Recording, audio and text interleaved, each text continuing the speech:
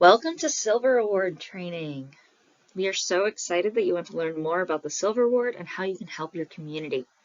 This training should take about an hour. Feel free to pause and come back to it if you want to. Let's get started. This is our plan for this training. We'll start by covering the basics of the Silver Award and its requirements, then go through the 7 steps you'll take on your way to earning your Silver Award, from investigating issues in your community to sharing your story. We'll go over a few examples and finish with some review questions.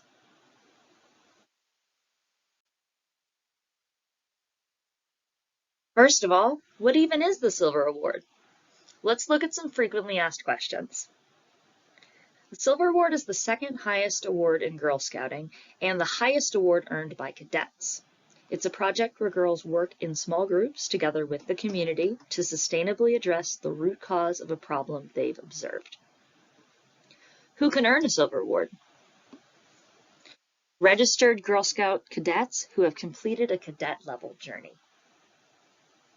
Can I work on a Silver Award with my friends? Totally. Silver Awards are completed by a group of up to 4 cadets, and you can lead more friends to help along the way. Can my parents help? Sure. Your project will need some adult help at some point, like a trip to the store. Your team will also need an adult Girl Scout volunteer. Just remember that Take Action projects in Journeys and Highest Awards are girl-led, so you're the boss. How many hours will I need to put in? Each Girl Scout working on a Silver Award should put in about 50 hours. All the time you spend on your project after your journey counts towards your total. How long does it take? Usually a Silver Award project takes anywhere from 3 months to a year. Girl Scouts have until September 30th after the oldest team member's 8th grade year to complete their Silver Award projects. What are the requirements for a Silver Award project? Silver Award projects research and address a root cause of an issue to provide a sustainable solution, and they are led by Girl Scouts working with the community.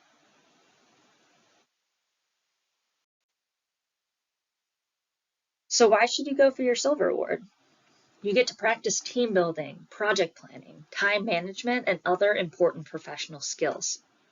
You can build your network and your support system and lead them in your project. They'll be there to support you for years to come. You can impress college admission officers and future employers.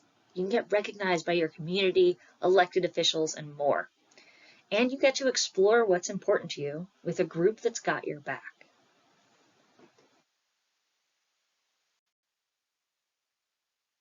To review, a Silver Award is a project where up to 4 cadets spend 50 hours each on researching and implementing a project. These are the requirements for those projects to be at the Silver Award level. Just like the Bronze Award, the Silver Award is a leadership project. So your team is owning the project from start to finish, setting your own goals and leading others to make it happen. That means Silver Award projects can't be working on an existing movement led by someone else, like collecting books for a nationwide book drive. Silver Awards also address an issue's root cause and create a sustainable solution. Let's go more into what that looks like.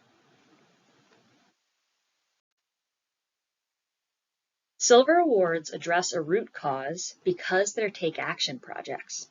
This concept is probably familiar from Journeys and maybe the Bronze Award. You can see on screen the differences between a community service project and a Take Action project. So a community service project is done for the community, where a Take Action project is done with the community. Community service project is a short-term effort that addresses an immediate need, like a patch or a Band-Aid, whereas a Take Action project is a longer-term project with sustainable and ongoing influence because it addresses an issue's root cause. Instead of a patch, it addresses the underlying issue. Community service projects can look like volunteering on a team that is working on an existing effort, or working to a goal that is set by others, being on someone else's team, whereas a take action project means assembling and leading your own team, and leading volunteers on your own unique initiative, setting their goals and supporting your team to achieve them. For example, a community service project would be to pick up the litter at a park. That's great, but there could be more trash in the park the very next day. For a take action project, you investigate why there is so much litter in the park in the first place. Are there enough trash cans? Do people know where to find them? Once you find out, your take action project might be to build trash cans for the park, which creates a long-term solution. Now, both community and take action projects are helpful and worth doing. The Silver Award is a big deal, so we ask Girl Scouts to really engage with your communities and achieve that take action level project.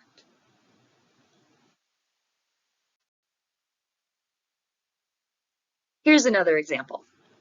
Let's say the issue you see in your community is that the food bank isn't able to help everyone who needs it. A community service project to help would be to hold an event to collect food items and deliver them to the food bank.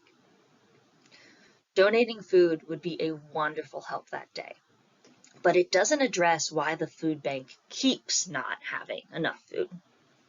To find out how to do that, you'll need to talk to people at the food bank and find out what they need. That's what working with the community looks like. There are two parts of this example on the peach side that I want to point out because they're a great way to tell if your idea is actually more of a community service project. First, it's a single collection event, one and done. That makes for a great but short-term impact. Second, it's about donating items to a group that is already asking for those items, which is a great example of what doing something for the community looks like. On the other hand, the Take Action project on the blue side is to talk to the food pantry and find out that some people have trouble getting to the food bank because they live too far away. Then form and lead a team of your own volunteers to create a network of community fridges and little free pantries, and create a system for businesses and the food bank to work together to maintain them.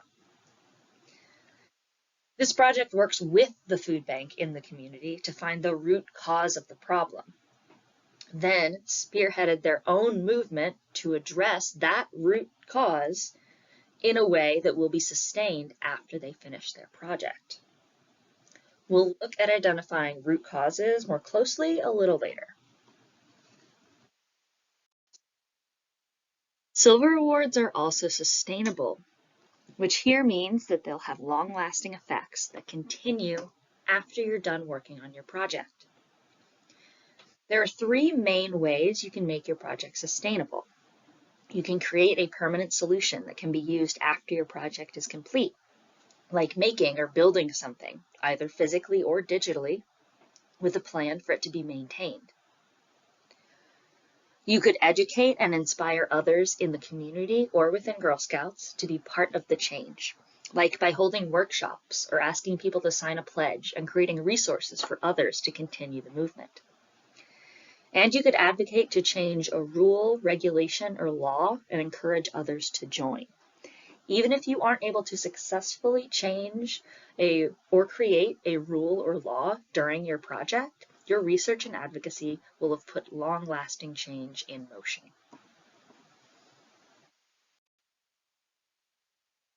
These are the 7 steps on the way to a Silver Award. We're going to go through them quickly, then go into what each step looks like. Before you start, complete a cadet journey, and you can definitely use the Take Action project from a journey as a jumping off point for your Silver Award. You also need to complete Silver Award training, and you're on your way. The first step is to look around your community and think about how you can help and what you're passionate about. This is where you can start counting hours spent on the project.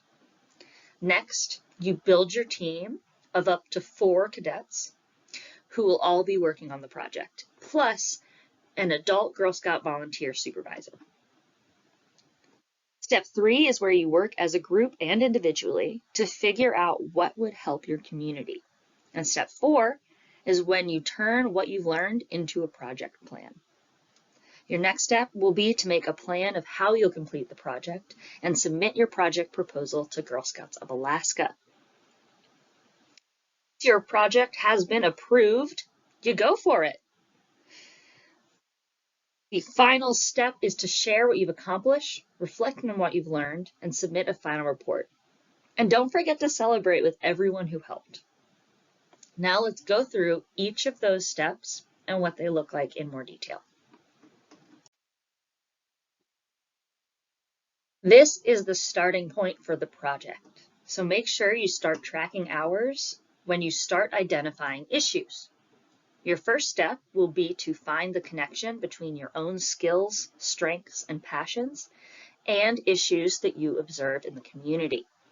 There are no wrong answers and no pressure in this step. You're simply exploring and brainstorming. The more ideas you can write down here, even the ones you're not sure about, the more ideas you'll have to work with further down the road.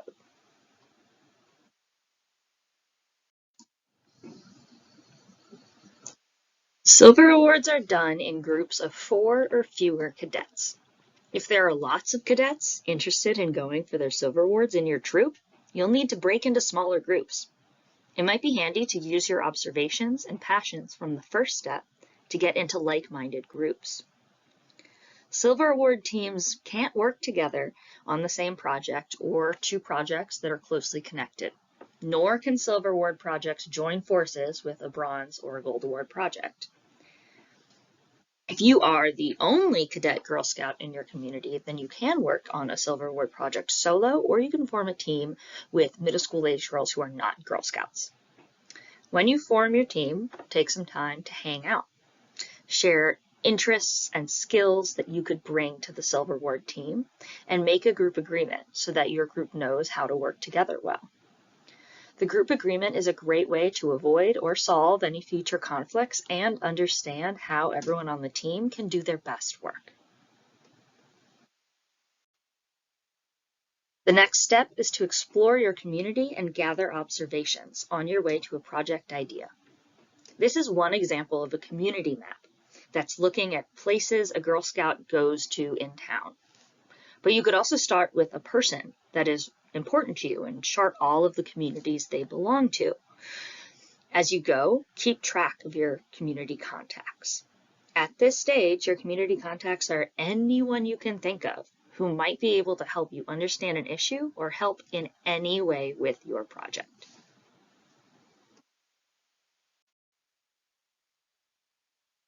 To really get to know your community and work with the people in it, you'll need to talk to them. Ask your community contacts for their thoughts on the issues you've noticed and what they think is contributing to the issue. Then make sure you ask what others may have done in the past to address the issue, and if it worked. That will be very valuable information when you're narrowing in on a project idea. In this example, you can see notes from a girl who is investigating kids tripping on the playground at school. After she talked with a teacher, she found out students with untied shoes caused the issue. So next, she investigated why their shoes aren't tied, looking for the root cause.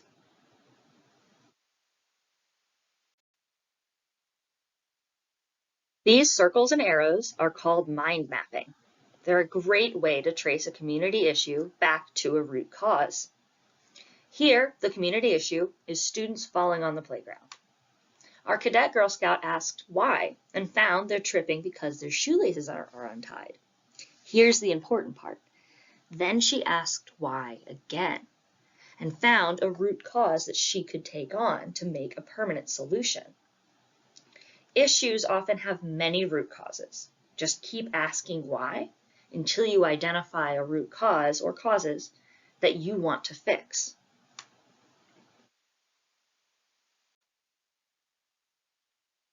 Now that you've done all this research, it's time to choose your Silver Award project. Meet with your team and share everything you've learned, your observations, your ideas, and what you've learned from talking to your community contacts. Make a list of the top observations where everyone can see, and try to combine similar observations. As a group, go through what you've learned from your community context and identify root causes. When you've found a root cause that you want to work on, answer the questions in this purple pennant. This is a good place to use SMART goals. Specific, measurable, achievable, realistic, and timely is what SMART stands for in SMART goals. So for example, a SMART goal to address tripping on the playground example might sound like, we will help 15 preschoolers learn to tie their shoes by May 30th by developing a workshop to teach preschoolers to tie their shoes, supplying the school with 3 hands-on learning tools so they can practice.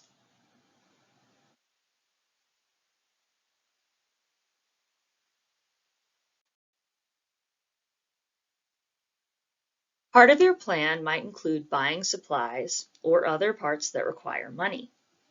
Make sure you include a budget for supplies in your plan. Troop proceeds can be used for silver awards if all the troop members agree, including any girls not participating in the project.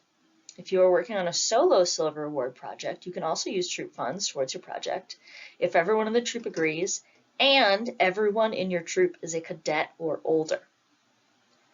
Usually troop proceeds from fall product and cookie sales are plenty for a silver award. If you plan on doing other money-earning activities as part of your award project, like a car wash, your leader should fill out a money-earning form, and you shouldn't count hours spent on money earning towards your total.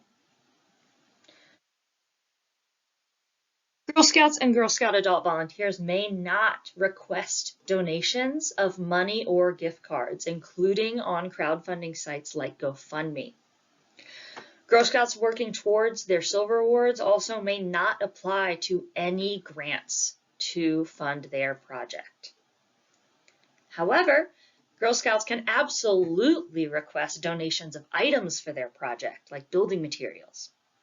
Item drives like that are a great way to involve the community in your project.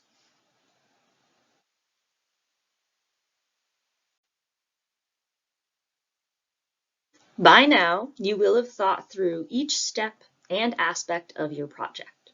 So it's time to pull it all together on your project proposal. If you've been using your Silver Award workbook, you already have a lot of pieces written down. We recommend filling the proposal form out electronically. It can be found on the Silver Award Rally, the Girl Scout of Alaska's webpage on the Silver Award, and at the end of the Silver Workbook. On the pink pennant, you can see all of the information the project proposal will ask for. You'll list your team members, including their email addresses. If you don't already have one and you're at least 13, this could be a good time to get your own email account. Each team member will list when they completed the prerequisite journey, and you'll record your project's planned start and end date. Remember, the deadline is September 30th after your oldest team member's 8th grade year. These next few questions should look familiar from the planning stage, although it's okay if your ideas have shifted since then. The proposal asks you to list the names and organizations of people you contacted during the research stage and how they might help you on your project. You will describe how your project is sustainable and describe the leadership roles and responsibilities for each team member. You'll report the supplies needed and their cost, even if it's free. Silver awards are not required to be measurable or have a global link like the Gold Award, but exploring how you could make your project measurable and what global links might be relevant is great practice for the Gold Award. Your team, volunteer supervisor, and troop leader will all sign the form and then send it off to Girl Scouts of Alaska. We review proposals as they come in, so there's no due date. It may take a couple of weeks to hear back about your project proposal. So if your project is time sensitive, make sure you think ahead. You can email your project proposals to program at Girl Scouts of Alaska or submit it through the form on the Girl Scouts of Alaska Silver Award page.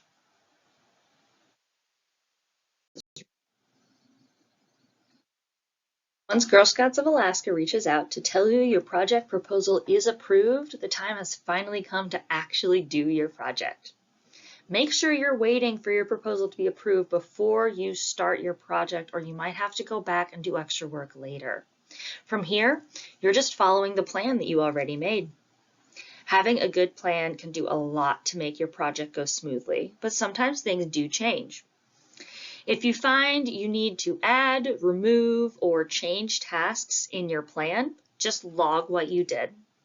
Here, you can see Gloria, Ava, and Zuri decided to divide and conquer, which is a great way to get everything done while playing to your team's strengths. Making a to-do list just like this is also a great way to tell if the way you've split up tasks is fair, and make sure you're on track to finish your project when you had planned to. The last slide showed the team's to-do list. This slide is one team member's hour log. Make sure you're still tracking the hours that you put into the project at this stage. It's really difficult to try and recreate later. Remember that once you've formed your team, all the hours spent working on your Silver Award, except for any money earning hours, count towards your total of 50. While you're working on your project, make an effort to make a record of your work, like journal entries or photos. You'll need them in the next step. Each cadet should spend 50 hours on a Silver Award. Not work together to put 50 hours total towards a project. For example, if 3 team members work together on a building project for 2 hours, each of those 3 team members would have 2 hours for their logs. You're not counting 6 total hours towards the project as a whole.